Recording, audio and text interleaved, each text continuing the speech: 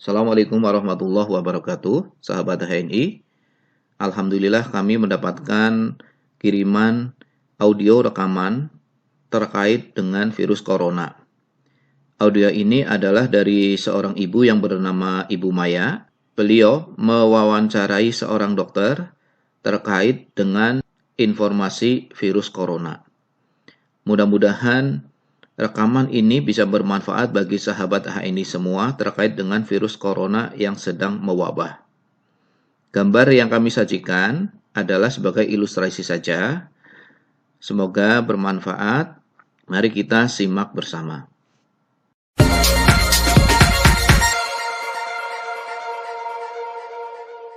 Ini Maya. Jadi Maya itu kemarin ditugasin untuk interview salah satu dokter di Rumah Sakit Medistra. Jadi interview ini memang tujuannya untuk laporan PBB untuk ke umum gitu. Nah, jadi selama interview ini jadi aku ngobrol-ngobrol sama dokternya. Aku bahas masalah corona lebih lanjut lagi, seberapa bahaya. Karena kan berita yang keluar sekarang banyak yang simpang siur.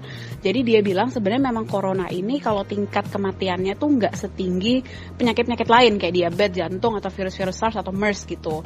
Cuman mungkin yang bikin ini orang panik karena ini virus baru, dan juga virus ini tuh cepat banget nyebarnya. Jadi deket dikit sama orang yang kena penyakit corona tuh kita bisa kena juga gitu. Cuman ada beberapa langkah yang bisa kita lakuin untuk pencegahan. Yang pasti pertama itu langkahnya sangat-sangat simpel. Jadi menjaga personal hygiene atau jaga kebersihan diri. Terus yang kedua juga olahraga yang teratur. Terus juga makannya harus makan yang bergizi. Jadi benar-benar sesimpel ini gini. Karena virus corona ini sebenarnya ketika masuk ke badan kita itu nggak langsung kita kena sakit gitu. Jadi dia menunggu selama 14 hari baru akhirnya virus ini tuh bisa menyebar. Nah, jadi selama 14 hari ini kalau sistem imun kita kuat, virus ini akan mati sendiri dan kita nggak akan jadi sakit gitu. Dia menganalogikan virus ini kayak seperti bom yang dirakit sama teroris gitu. Jadi bayangin teroris masuk ke tubuh kita, nggak langsung lempar bom, tapi teroris ini tuh merakit dulu bomnya. Nah, selama proses perakitan bom ini, kalau sistem imun kita kuat, kita itu bisa meredam penyakit ini gitu. Jadi penyakit ini nggak jadi meledak, bomnya tuh nggak jadi meledak, tapi jadi hilang gitu. Nah, makanya yang paling penting itu jaga sistem imun. Jadi harus banyak olahraga, harus makan yang bersih, terus juga harus jaga kebersihan, rajin mandi, cuci tangan, semua segala macam. Itu sebenarnya udah paling dasar banget. Terus kenapa banyak orang yang mati? Sebenarnya orang yang mati ini karena dia berarti kontak dengan hewan itu deket. Hewan yang seperti apa? Yaitu hewan-hewan reptil itu gitu. Makanya di Wuhan kan banyak yang mati karena mereka kontaknya langsung. Dan kedua, itu sebenarnya ada beberapa orang yang rentan kematian gitu. Rentan kematian untuk penyakit ini tuh untuk orang-orang yang memang dia sudah usia lansia dan dia sistem imunnya tuh lagi nggak kebal. Makanya virus ini tuh benar-benar mengandalkan sistem imun kita. Jadi kalau kita khawatir, yang harus kita lakuin adalah gimana caranya kita ngejaga sistem imun kita kuat terus dan sehat terus gitu. Itu. Terus aku juga nanya soal penggunaan masker. Sebenarnya masker itu perlu apa enggak? Jadi dokternya bilang hanya ada 2 tipe manusia yang perlu menggunakan masker. Yang pertama, manusia yang memang dia sedang sakit. Yang kedua, manusia yang dia memang menjaga atau merawat orang yang sakit. Selebih dari itu kalau kita ke tempat umum kita kan takut kadang-kadang apakah ada orang yang sakit apa enggak gitu. Nah, caranya sebenarnya sah-sah aja kalau mau pakai masker, cuman harus diperhatiin maskernya. Jadi bukan masker yang dijual pasaran. Jadi dia menyarankan masker N95 yang putih itu. Kalau mau pakai masker itu. Kenapa? Karena masker yang di pasaran itu sebenarnya hanya 30% membunuh kuman.